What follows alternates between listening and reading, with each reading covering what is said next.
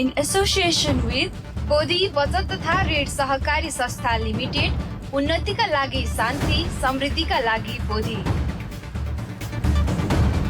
K&K International College, New Baneswar, Kathmandu.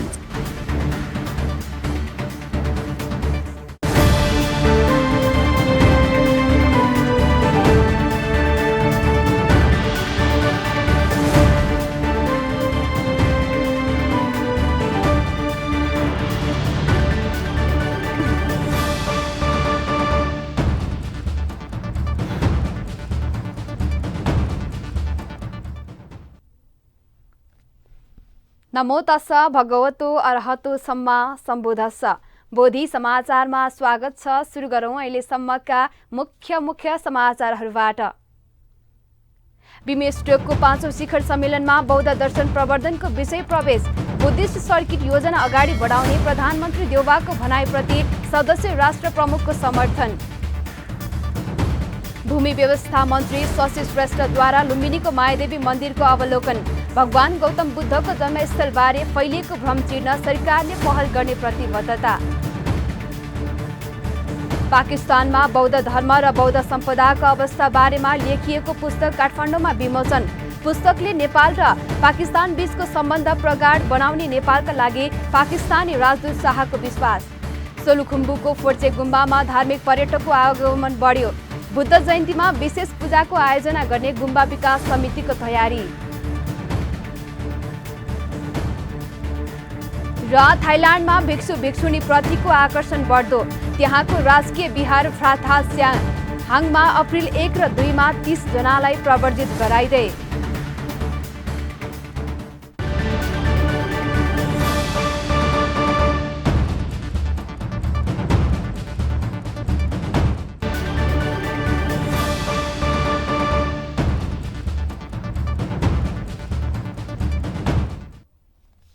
अब समाचार विस्तारमा। श्रीलङ्कामा सुरु भएको बिमस्टेकको 5औं शिखर सम्मेलनमा बौद्ध दर्शन प्रवर्धनको विषयले प्रवेश पाएको छ। 7 राष्ट्रका कार्यकारी प्रमुखको सहभागितामा भएको बैठकमा बुद्धिस्ट सर्किट योजना अगाडि बढाउने विषयमा छलफल भएको थियो। बैठकमा प्रधानमन्त्री शेरबहादुर देउवाले बिमस्टेक क्षेत्रलाई जीवन्त र संगठित बनाउन बौद्ध दर्शन प्रवर्धन गर्नुपर्नेमा जोड दिनुभयो। एक रिपोर्ट।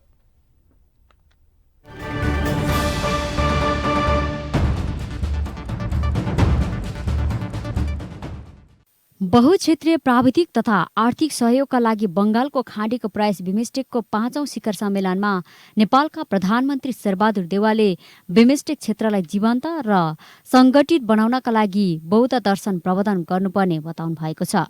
बुधबारबाट श्रीलङ्कामा सुरु भएको सम्मेलनलाई भर्चुअली सम्बोधन गर्दै देउवाले बिमस्टेक क्षेत्रलाई जोड्ने बलियो आधार बौद्ध दर्शन भएको बताउनु भएको हो। प्रधानमन्त्री देउवाले गौतम बुद्धको जन्मस्थल लुम्बिनीलाई जोड्ने बुद्धिस्ट सर्किटलाई छिट्टै सञ्चालनमा ल्याउनु पर्नेमा जोड दिनुभयो। We must promote Buddhism as a strong connection, collective thread.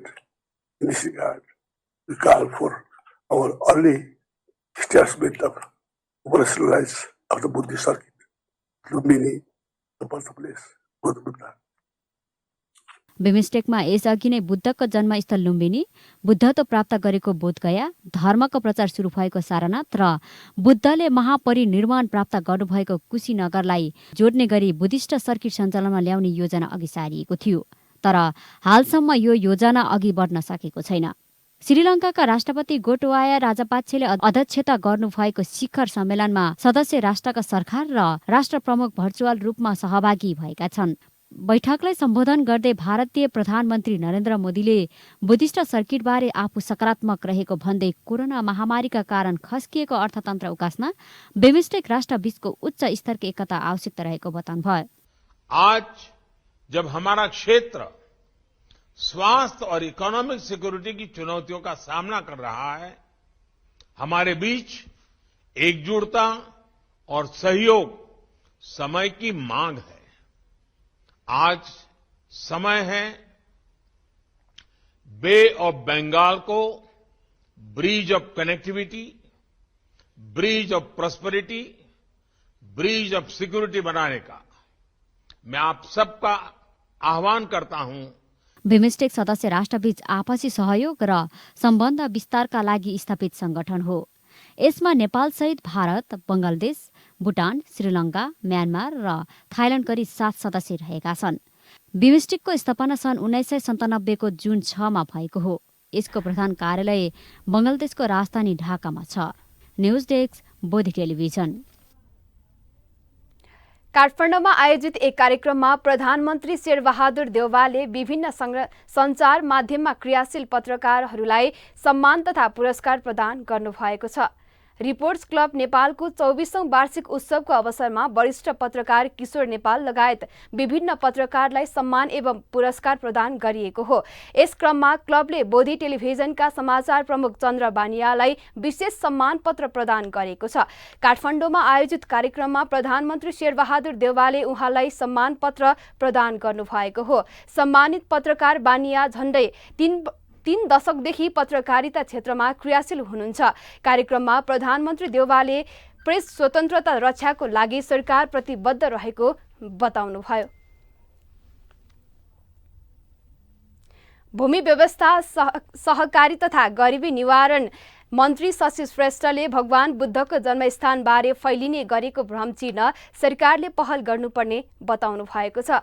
रूपन्देहीको Shuddhodana नगरपालिकामा लाल पूर्जा वितरण गर्ने कार्यक्रममा सहभागी हुने क्रममा मन्त्री श्रेष्ठसँगै मन्त्रालयका सचिव रामप्रसाद थपलिया र नापी विभागका महानिर्देशक प्रकाश जोशीले पनि लुम्बिनीको मायादेवी मन्दिर अवलोकन गर्नुभएको थियो। अवलोकनको क्रममा मन्त्री श्रेष्ठले आन्तरिक पर्यटनलाई बढावा दिन र एकछिन भए पनि भगवान बुद्धको जन्मस्थलमा शान्तिको अनुभव गरौँ भनेर लुम्बिनीको भ्रमण गरेको बताउनुभयो।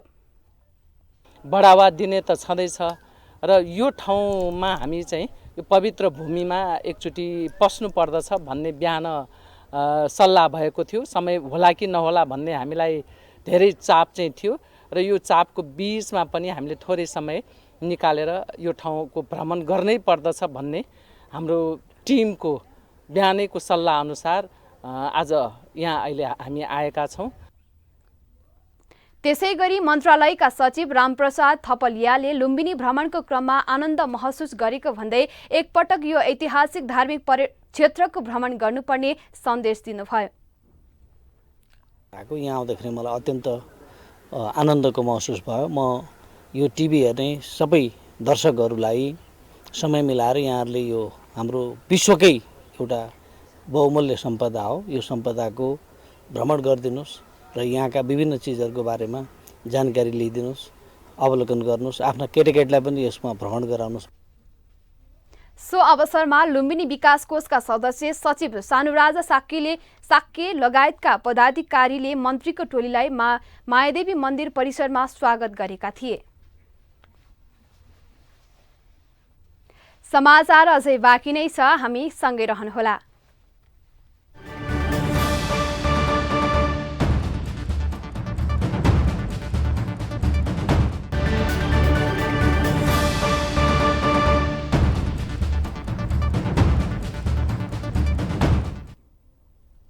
विश्रामपछि स्वागत छ। अब बाँकी समाचार। पाकिस्तानमा बौद्ध धर्म र बौद्ध सम्पदाको बारेमा लेखिएको पुस्तक बिहिबार काठमाडौँमा विमोचन भएको छ। Buddhism and Buddhist heritage in Pakistan नामक पुस्तक काठमाडौँमा एक समारोहका बीच विमोचन गरिएको हो। ओमचरण अमात्यद्वारा लिखित पुस्तक नेपालका लागि पाकिस्तानी राजदूत सहिद हैदर शाहले विमोचन गर्नुभएको थियो। पुस्तक विमोचन गर्दै राजदूत शाहले पनि पहिले पाकिस्तानमा पनि बौद्ध धर्मावलम्बीहरू रहेको स्मरण गर्दै यो पुस्तकले नेपाल र पाकिस्तान बीचको सम्बन्धलाई थप प्रगाढ पार्ने विश्वास व्यक्त गर्नुभयो। I think the linkage between the Buddhist in Buddhism in Pakistan and Nepal is historic. Right now we do not have Buddhism practiced as such in Pakistan. But what was interesting was that the Buddhism that we see being practiced in Nepal is linked to, and there is a long history of that linkage between the two countries. And from the time of Lord Buddha, that linkage exists and has been there for all the time. So that was very interesting how we have the relics and you have the practice of Buddhism. So that's an interesting.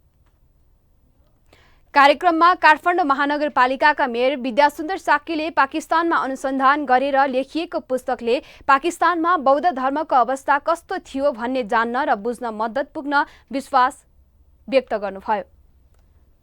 र यो किताबले पाकिस्तानमा बुद्ध धर्म र त्यहाँको रहेका हेरिटेजबारे हामीले धेरै कुरा जान्न पनि सक्छौँ र धेरै विदेशीहरू अहिलेसम्म पाकिस्तान जान्दैन बुद्ध धर्मको लागि। अब यो किताब पढिसकेपछि पाकिस्तान पनि एउटा धार्मिक स्थल हो, एउटा पवित्र बुद्धिस्टहरूको लागि पवित्र स्थल हो भनेर यसले प्रमाणित पनि गर्छ। पुस्तकका लेखक ओमचरण अमात्यले अहिले बुद्धिस्टहरू कम भए पनि पाकिस्तानमा बौद्ध धर्मका कैयौं प्राचीन स्थान र बहुमूल्य कलाकृति रहेको बताउनुभयो। पुस्तक विमोचन कार्यक्रममा लुम्बिनी बौद्ध विश्वविद्यालयका उपकुलपति प्राध्यापक डाक्टर हृदय रत्न वज्राचार्य, चारुमती बिहारका प्रमुख तपस्वी धम्म महस्तवीर लगायत 5 देशका विशिष्ट व्यक्तिहरूको उपस्थिति रहेको थियो। लुम्बिनी स्थित मायादेवी मन्दिरमा प्रवेश गर्ने 4 नम्बर गेट पूर्ण रूपमा बन्द गरिएको छ। गेट निर्माण र बाटो विस्तारको काम भइरहेकोले सो गेट बन्द गरिएको हो। यो बाटो बन्द भएसँगै दर्शनार्थीहरूलाई 3 नम्बर गेट प्रयोग गर्न आग्रह गरिएको छ। बुद्ध जयन्ती अगावै गेट र बाटो विस्तारको काम सम्पन्न गरिने इन्जिनियर गणेशराज कडरियाले जानकारी दिनुभयो। हामीले बुद्ध जयन्ती अगाडि नै बुद्ध जयन्तीसम्म चाहिँ हामीले कम्प्लिट गर्ने लक्ष्य लिएछौँ। यो वालको काम पनि प्यारलल गएर बुद्ध जयन्तीसम्म हामीले अहिले जति एक्सकाभेसन गरेछौँ यो काम चाहिँ त्यो बेलासम्म सम्पन्न हुन्छ। लुम्बिनी विकास गुरु योजना अन्तर्गत नै मायादेवी मन्दिर परिसर प्रवेश गर्ने 4वटै गेट र बाटो विस्तारको काम भइरहेको छ। काठमाडौँको ठमेलमा रहेको सरस्वती क्याम्पसमा विद्यार्थीहरूले शैक्षिक भ्रमण अन्तर्गत लुम्बिनी स्थित मायादेवी मन्दिरको अवलोकन गरेका छन्। अवलोकनपछि विद्यार्थीहरूले लुम्बिनी जिन्दगीमा एकपटक घुम्नै पर्ने स्थान रहेछ भन्ने अनुभूत गरेको बताए। मायादेवी मन्दिर परिसरमा पाइला परेसँगै मनमा शान्ति र आनन्दको महसुस भएको उनीहरूले बताए। यहाँ आउँदाखेरि चाहिँ मलाई पहिलो पटक चाहिँ एकदम पिसफुल, एकदम माइन्डमा शान्त मिलेको जस्तो फिल भयो। अब म काठमाडौँ फर्किँदाखेरि चाहिँ सबै साथीहरूलाई जिन्दगीमा एकचोटि चाहिँ लुम्बिनी जानै पर्छ भनेर सन्देश दिन चाहन्छु। पाइला टेक्न बित्तिकै यहाँ एउटा मनमा शान्त आएको थियो। जति त्यो जहाँ जति भिजिट गरेको छ त्यति विधि शान्त भएको थिएन। यहाँ आउने बित्तिकै शान्त राम्रो, अनि यहाँको इन्भाइरोमेन्ट पनि देखेर खुसियाली, त्यो हरियो देखेर हो के भएर एकदम पिस भएको छ मन। भगवान् गौतम बुद्धका अष्टाङ्गिक मार्गलाई हामीले पछ्याएर जीवनमा अगाडि बढ्न सक्यौँ भने हाम्रो जीवन वास्तवमा नै सुन्दर, शालीन, शान्त र समृद्ध र हामीले सोचेको जस्तो जीवन हुन्छ। उनीहरूले किताबमा पढ्दै आएको भगवान बुद्धको जन्मस्थल घुम्न पाउँदा खुसी भएको बताए। पढाइमा मात्र केन्द्रित हुँदा एको होरिएको मानस पटल लुम्बिनी भ्रमणपछि शान्त भएको अनुभव विद्यार्थीहरूले सुनाए। समाचार अझै बाँकी नै छ, हामी सँगै रहनुहोला।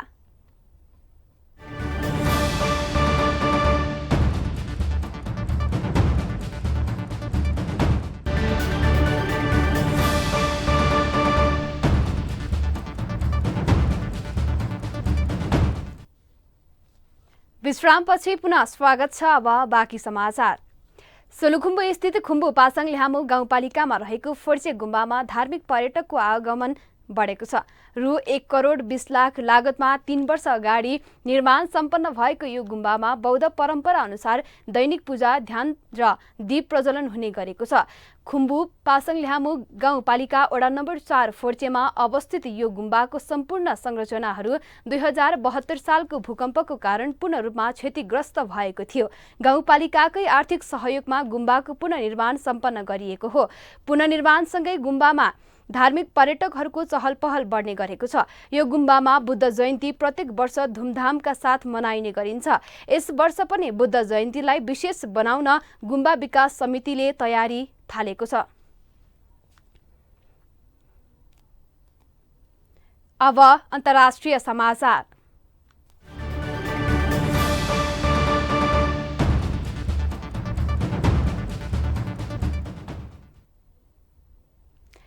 थाइल्याण्डको फ्राथा स्याहाङ बिहारमा उपासक उपासिकाहरूलाई प्रवर्जित हुनु अघिको प्रक्रियाबारे जानकारी दिइएको छ। थाइल्याण्डमा अहिले पनि भिक्षु भिक्षुणी हुने क्रम बढ्दो छ। बौद्ध धर्मप्रतिको आकर्षणले यो क्रम बढेको हो। बौद्ध धर्मप्रति आकर्षण बढी प्रवर्जित हुन आउने संख्या बढेपछि फ्राथा स्याहाङ बिहारमा उपासक उपासिकाहरूलाई प्रवर्जित हुनु अघि पालना गर्नुपर्ने नियमहरूबारे जानकारी दिइएको छ।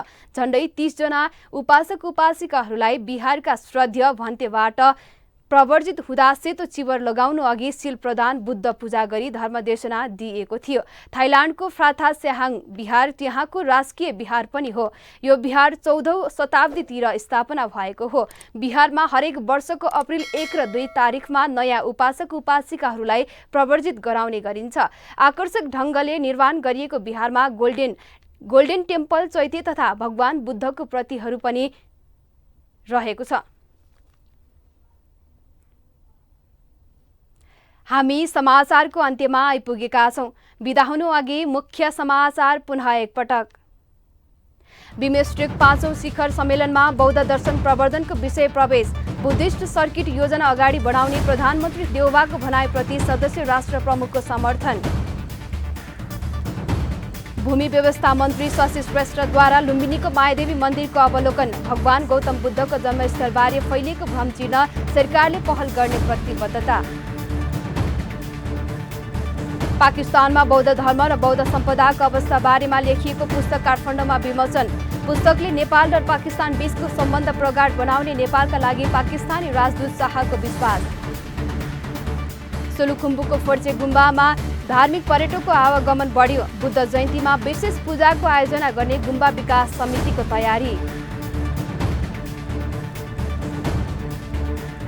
र थाइल्याण्डमा भिक्षु भिक्षुणी प्रतिको आकर्षण बढ्दो। त्यहाँको राजकीय बिहार फ्राथा स्याहाङमा अप्रिल 1 र 2 तारिखमा 30 जनालाई प्रवर्जित गराइदिए। समाचार अहिलेलाई सकियो। बोधी टेलिभिजनका सम्पूर्ण कार्यक्रम bodhi.tv, युट्युब र फेसबुकका साथै मोबाइलमा बोधी टिभी एप डाउनलोड गरेर पनि हामीलाई प्रत्यक्ष हेर्न र पढ्न सक्नुहुनेछ। सकारात्मक सोच र कुशल संस्कारको लागि बोधी टेलिभिजन हेर्दै गर्नुहोला। भवतु सर्वमङ्गलम।